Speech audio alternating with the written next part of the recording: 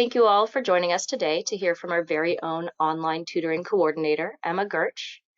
Emma connects students who need extra help or live outside of the School on Wheels service area with tutors via video and audio chat. She also develops programming to build our students' technology skills and to make sure to stay on top of the latest trends in education technology, some of which she will be going over with all of us today. A few notes before we get started. For purposes of sound quality, all participants are currently muted. You may wish to use headphones for better sound as well. Feel free to ask questions at any time using the questions pane, though we will be holding most of these questions until the end. I believe we're going to have a question and answer session, one during the middle of the webinar and then one towards the end. All right, so thank you so much for being here, Emma. I'll pass it off to you now. Awesome. Thank you so much, Katie. Super happy to be here.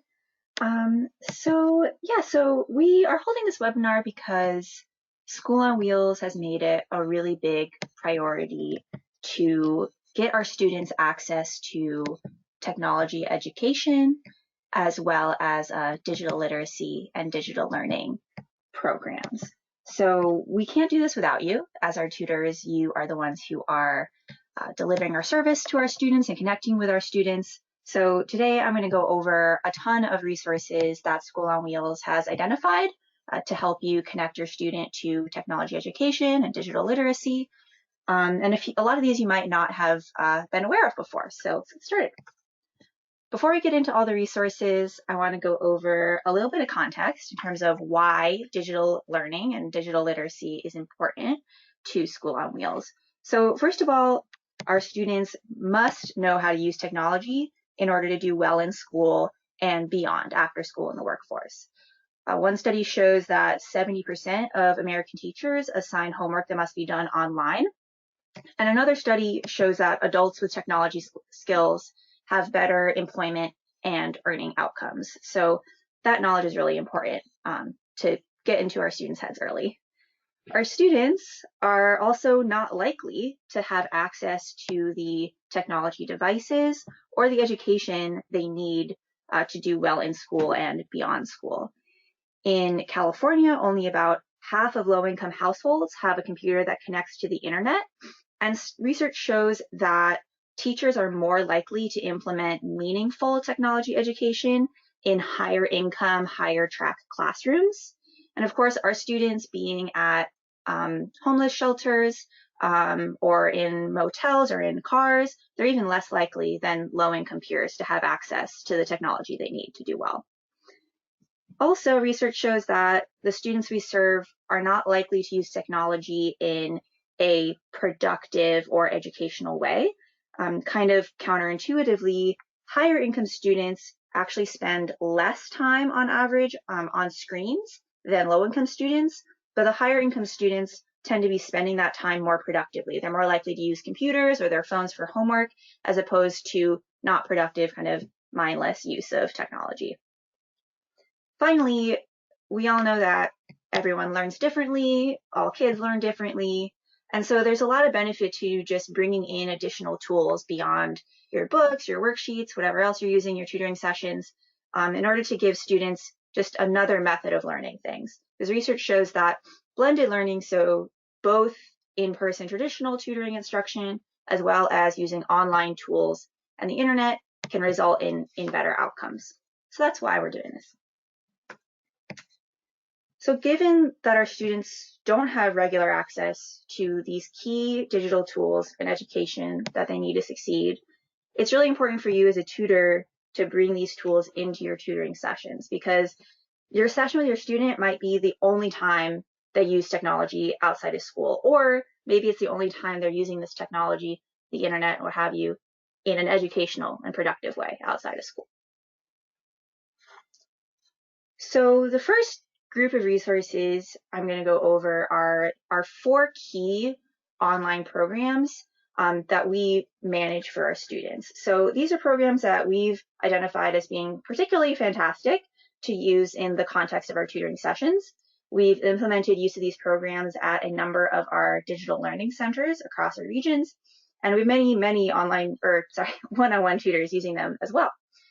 So for these 4 programs, School on Wheels will create your student's account for you. You just have to submit a request, which I'm going to go over how to do that after I go into each program in detail. So just at a high level, the 4 programs are Khan Academy, Typing Club, Code.org, and Teach Your Monster to Read. Real briefly on each one, Khan Academy has guided adaptive lessons, and adaptive means that it adjusts to your student's grade level. So it will give your student a pre-assessment and guide them through lessons based on that assessment. There's a ton of subjects that Khan Academy covers, but we use it most for math. Typing Club, as you might imagine, will help your student learn how to type effectively. Research shows that, especially these days, all kids, not just our kids, are not learning how to type efficiently. They're learning hunt and peck typing, which is not an efficient way to type if they're, writing essays or have jobs in the future that require computer skills. So typing is super important. Code.org is a guided series of games and puzzles that teach kids how to code. And coding is hugely important. Of course, there are tons of super lucrative job opportunities in computer science, but even if our kids are not going into computer science, which many won't, it's still really important for them to learn how to code because it's kind of like learning a new language. There's studies that show that coding promotes creative thinking and problem solving and actually exercises different parts of the brain. So it's really important. Finally, Teach Your Monster to Read is a literacy game. It's not adaptive, so every student kind of goes through the same levels, but it really feels like a game. It's super fun for kids. We recommend it for grades kindergarten through 2nd grade, or students that are a little older but are still learning to read and write English. So now I'm going to show you kind of the inside of each of these programs and what they look like so they're familiar to you when you use them. This is Khan Academy. Right when you log in, it'll give you an assigned course based on your student's grade, but you don't have to do the assigned course. You can click on the courses button there at the top left, and it will show you all the different subjects that Khan has. Every grade level in math, also social studies and ELA subjects, and even AP test prep and SAT test prep. I recommend going to one of the courses and then going to the missions, which you'll see is there where it says looking for missions, and you can click. The missions are a little bit more manageable other than the courses, just in the time that our tutors typically have with students. And this is kind of what a mission will look like. It'll start with a pre-test to get your students level and then guide them through practice questions after that. And Khan has a ton of great hints, tips, and explanation videos to help explain the concepts. I like to tell tutors that it really reduces the number of worksheets you have to bring and print out. It can help you explain concepts that maybe are not super familiar with you. I know I'm not super strong in math, so Khan Academy is super helpful in that way. This is Typing Club. It's super straightforward. It looks like this when you log in, and you'll see there'll be an assigned lesson plan called Typing Jungle. This one isn't really adaptive. The students will move through the levels kind of at the same pace. And the levels look like this. So it starts off pretty simple, just learning where to place your hands on the keyboard, and then it moves into more engaging games like you see on the right. And this definitely feels like a game to most students I've spoken to. They really see it as a reward, even though they are building a super critical skill. This is code.org. You'll be given a link to your specific region or location and a password or secret words, as the website calls it. And then it looks like this on the bottom right when you log in. Kind of like Typing Club, there's a sequence of levels that your student can work through at their own pace. This is what the actual level or game looks like. It's basically a puzzle. So the student uses the coding blocks to achieve the goal of the level. You want to make sure that your student is reading the instructions for each level because it will tell them exactly what it's asking for, and they just have to put the blocks in order. So in this one, the player needs to get the bird to the pig, much like the game Angry Birds, and they have to use the blocks to achieve that. So this command is telling the bird when the run button is clicked, it'll move forward 3 times, and that will get it to the pig. One cool thing you can do in this program is show the actual code the student is writing. So if you click on that button when you're logged into the program, it will actually show your student the JavaScript, in this case, that's basically behind the scenes of the block. So that's a really good way to remind your student why they're playing this game, what they're actually doing, and they're actually learning computer science, which is amazing. This is Teach Your Monster to Read. You'll get a special link when you sign your student up. You'll get a username, and there's no passwords for Teach Your Monster to Read. Kind of like coding and typing, it's even more straightforward. You just press play and it guides your student through a progressive series of games that teach them literacy, how to read and write. Sound is required for this one, so you want to make sure your student has headphones because it will be talking to them, telling them letter sounds. On this particular level, it says, move the ducks to the letter that goes S. So they learn that letter sound.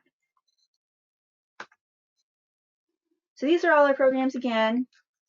I definitely recommend that if you're using any of these programs, you don't just stick your student on the computer and have them just go for it without any interaction from you.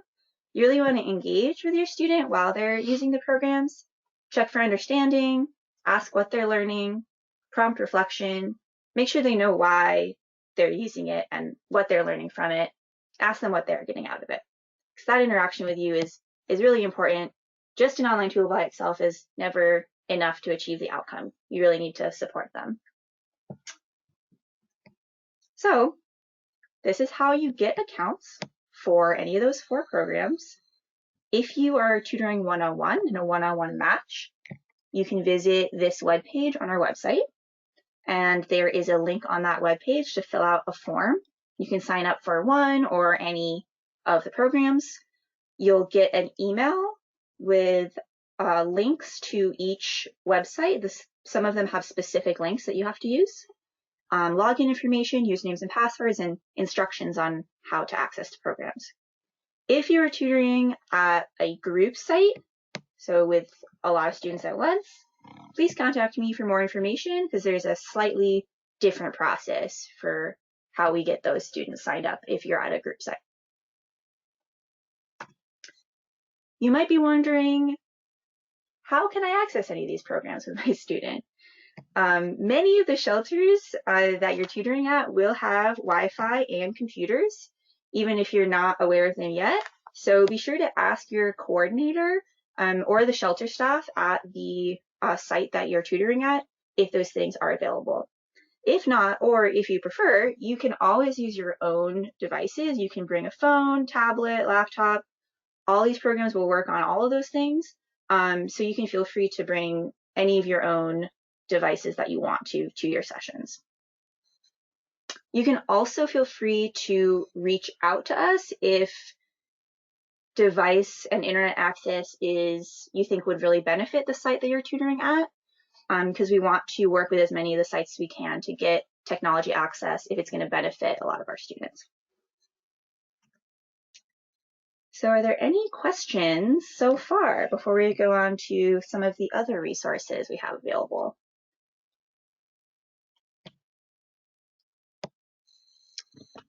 So I think one person wants to know if they just want to clarify on Typing Club and code.org. You can't skip ahead on the lessons. You just kind of go through from the beginning with your student. Students can skip ahead if they want to. I would recommend going through them each in order. But if something's really boring for a student, I don't want to force them to do it. So if you have a student that you feel would benefit from skipping ahead, that is allowed in the program. Awesome. I think so far that's the only question we've got. So okay, if you want to move ahead, yeah. Wonderful. And we'll have more time at the end if other ones come up. Okay, so in addition to those 4 main programs that I just went over, the internet has a ton of just amazing educational resources, of course. So at School on Wheels, we're always looking for the best tools to help you as a tutor in your tutoring sessions. So please remember to check out that first link, and this will be in the description as well, I believe, for tutoring resources on our website. It's always being updated. We're always looking for the new best tools you can use, so check that out. I wanted to call out a few specific ones that I think are especially great. So Scratch is an amazing computer science and coding program. It is similar to code.org in that it uses the same colored blocks to represent coding commands that we saw in that screenshot, but it's different in that there's a lot more room for creativity for your students. So with code.org, it's more so guiding through a series of puzzles and levels. Scratch allows for much more creation and for students to make their own projects. So I would really encourage you, if you have the time and capacity, to use Scratch and code.org together. This code.org is going to guide your student through how to use what computer science is, how to use the blocks, and Scratch will really allow them to put all that knowledge into practice in their own way. Newsela is a great language arts resource. They have a huge database of articles on different current events, and each article has a different version that you can select based on a reading level. There's also comprehension questions that go along with each article. So it's just a really great way to engage your student both in an online tool, getting them on a computer or device, while also incorporating reading, writing, and comprehension, and sparking discussions with your student about what's in the news, which is important as well. Math Learning Center has a bunch of apps that are great visualization tools for different math concepts, such as fractions, counting money, tons of stuff like that. They're just really visually appealing, and I think they're worth trying just because it's a new way to teach your students some of these concepts.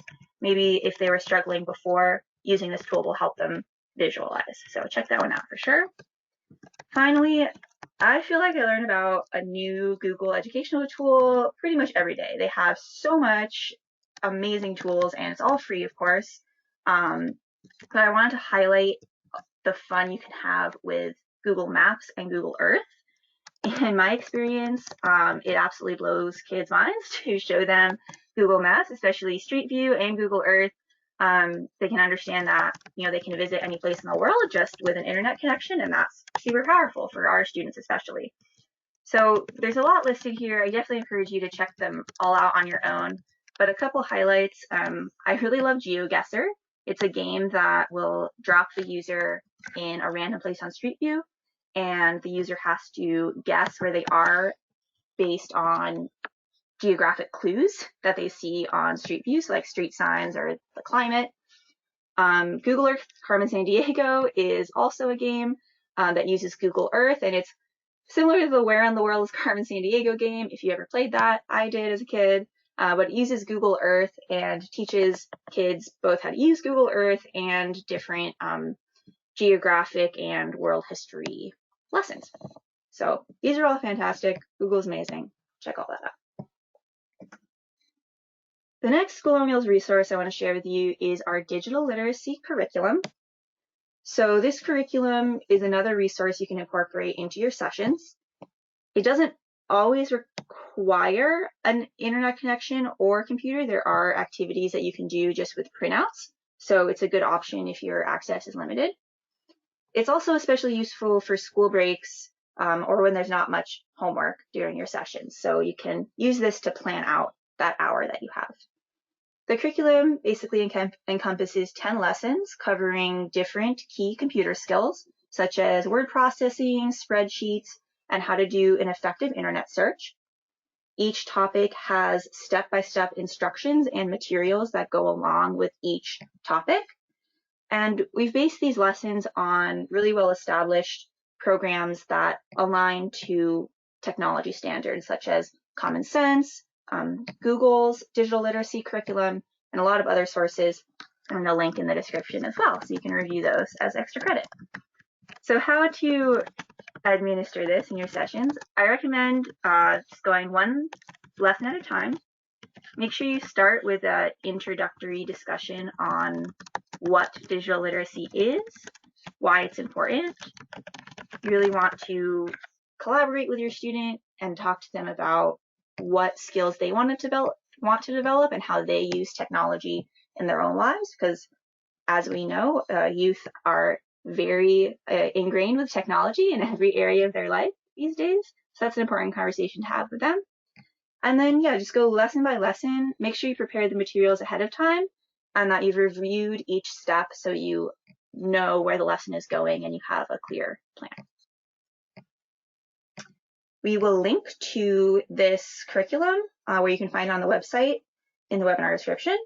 Another note is that this is definitely in the pilot stages, so we're really relying on your feedback in terms of how well the lessons are implemented, which ones are engaging, which ones are not, which are too long, all that good stuff. So please reach out if you use this and let me know how it goes.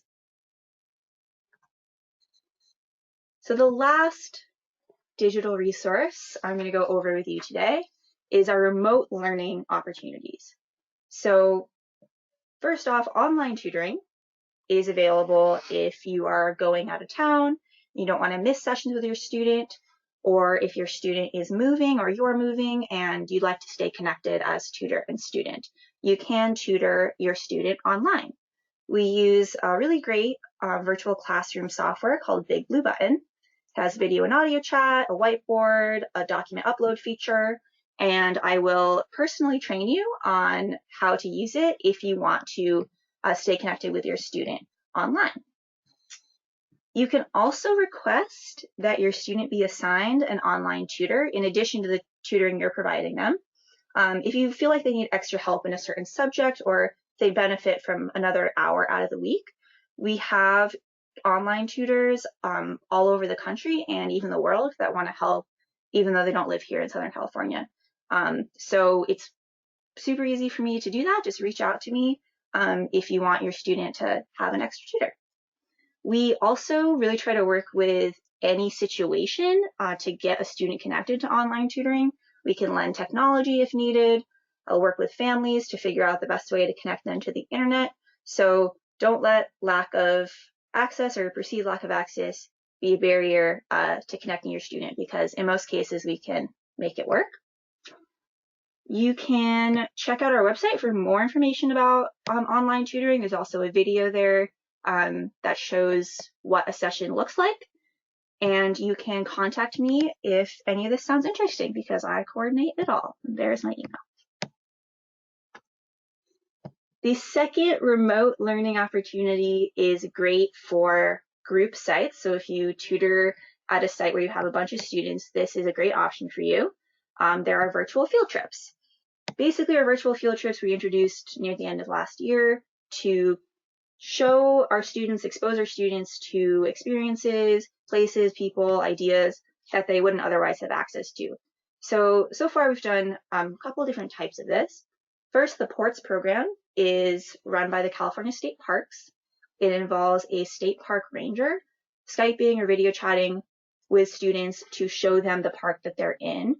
They'll talk about ecology, conservation, and the different wildlife and plants and everything about the park that they're in. So far, we've done tours of Hearst Castle, which, yes, is a state park, the sequoias, the desert and fossils in Anza Borrego State Park, and tide pools in marine protected areas in Monterey County. But there are programs in pretty much every state park. We just have to request it. It's super easy. So really, the sky's the limit there. The second virtual field trip option is through the Peace Corps. And that involves a Peace Corps volunteer Skyping, video chatting with students and talking about what the Peace Corps is, what life in their host country is like.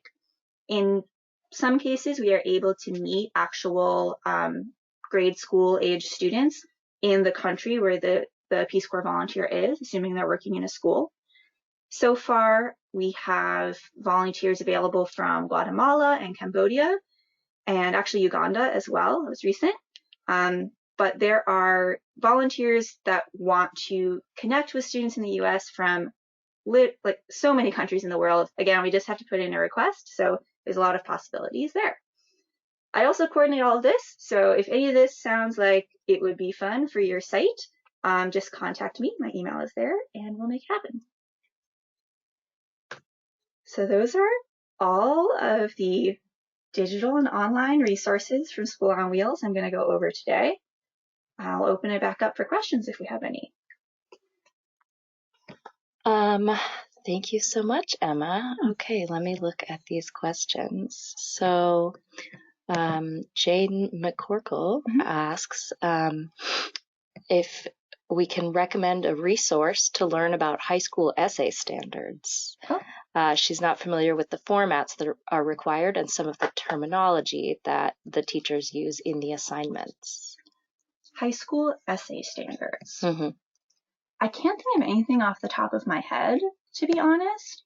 I'm guessing we have something on our tutoring resources page, but I can also reach out personally after I do a little bit of research. Absolutely, yeah. And Jane, we do actually, we have plenty of resources for Common Core standards, and I'm sure some of those have to do specifically with high school essays. If you go to our website under the tutor resources section of that website, there is a whole section on Common Core standards. Yeah, so I would recommend that all of you take a gander at that section of the website. Oh, Jane, I don't know if you can see, Suzanne Rizzolo just commented and mentioned she recommends The Owl at Purdue. So if you just Google that, there's going to be a lot of information for you on those standards. Thanks, Suzanne. Thank you, Suzanne. Any other questions? Oh, Sarangi would like you to head back to the other fun tools slide for a moment. Yes, so there's a lot here. A good number of these resources are actually linked on that same page that would have the Common Core resources on it. So you can find a lot of those there. And that links there, that first one there, the SOW tutoring resources. Yes, and we will be providing you all with extra links in a day or two when we have uploaded this webinar into our webinar library. We'll be posting it, and in the webinar description is where we will have a lot of helpful links and more information for you all. Excellent. So it looks like that's it for questions. Yes. Cool. Well, thank you so much, Emma, for walking us through all the digital learning programs we have here at School on Wheels.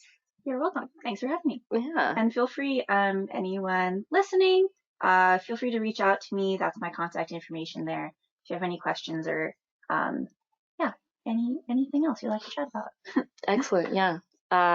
Yeah, thank you all so much for attending. It was short and sweet, just how we like our webinars. Hopefully you guys learned something useful or at least got some fun ideas for using digital learning during your sessions. As I mentioned, this webinar will be uploaded to the webinar library on our website within the next few days if you'd like to revisit it.